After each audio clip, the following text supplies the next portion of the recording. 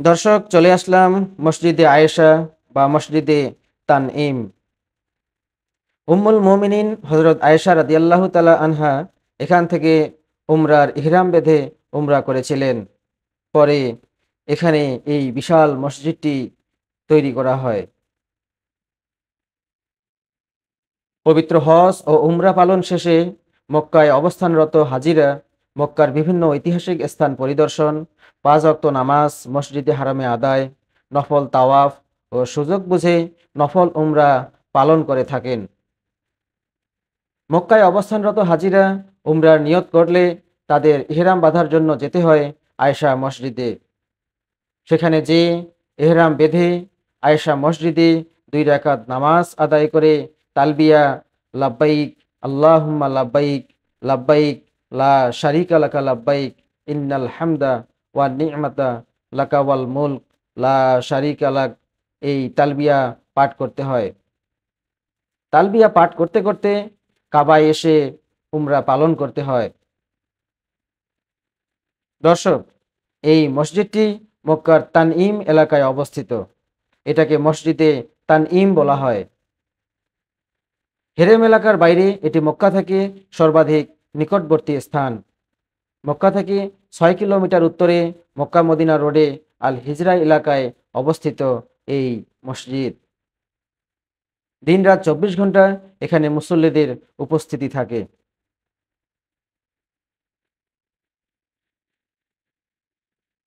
উম্মুল মুমিনিন হযরত আয়েশা রাদিয়াল্লাহু তাআলা আনহা এখান থেকে উমরার ইহরাম বেঁধে উমরা করেছিলেন। পরে এখানে এই বিশাল মসজিদটি গড়ে ওঠে। এই মসজিদটি ইসলামী শিল্প নৈপুণ্যের এক অনুপম নিদর্শন। দর্শক, ইহরামের কাপড় পরে নিলাম। এখন মসজিদে আয়েশাতে ২ রাকাত নামাজ আদায় করে চলে যাব পবিত্র বাইতুল্লায় আমার দ্বিতীয় উমরা পালন করার জন্য।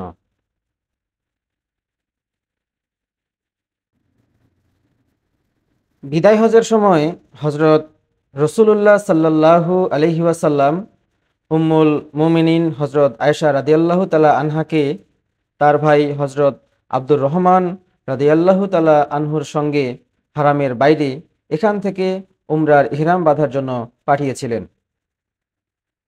এ কারণে এখান থেকে মক্কাবাসীরা উমরার জন্য ইহরাম বেঁধে থাকেন। বিদেশি হাজিরা এখান থেকে উমরার ইহরাম বেঁধে থাকেন। অবশ্য এটা নিয়ে ইসলামী স্কলারদের মধ্যে বিতর্ক রয়েছে।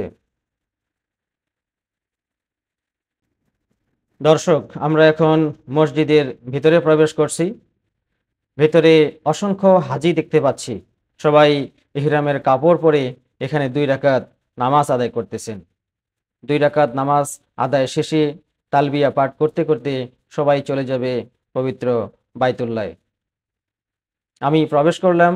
আমিও ২ রাকাত নামাজ আদায় করব এই মসজিদে আয়েশাতে। দর্শক, এই মসজিদের অভ্যন্তরীণ দৃশ্যটি সত্যি অনিন্দ্য সুন্দর। উপরে ছাদের যে নকশা করা হয়েছে, বাইরের প্রাকৃতিক আলো পর্যাপ্ত পরিমাণে মসজিদের ভিতরে প্রবেশ করতে পারে।